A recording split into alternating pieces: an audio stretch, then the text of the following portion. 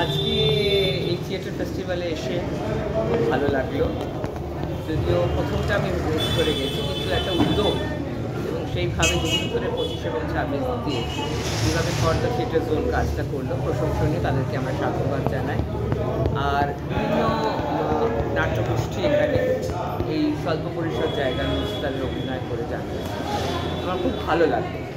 যদিও আমি এখানে থাকি, কিন্তু আমার কর্মসূত্রে আমি ভুবনেশ্বর বাড়ি। মূলত এই নাটকটা দেখার যে পুরুষ দ্য ফিমেলস দেখার জন্যই আমি এসেছিলাম।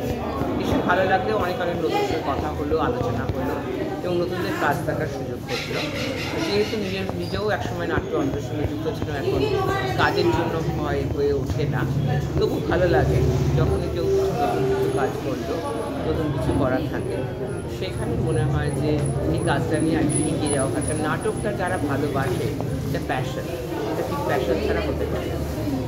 আর নিজে একজন প্রশিক্ষক হিসেবেই প্রক্রিয়ার মধ্যে যেতে হয়, তাহলে কাজ আমি অনেক সাধুবাদ জানাই থিয়েটার জোনের তপন বাবুকে এবং অন্যান্য সংস্কৃতি এবং প্রসেনিয়াম আর্ট সেন্টারের তিনি একটি সুন্দর একটা সাধুবাদ প্রচেষ্টা করেছেন।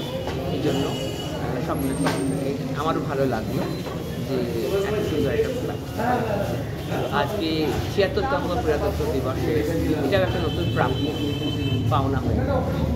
ধন্যবাদ।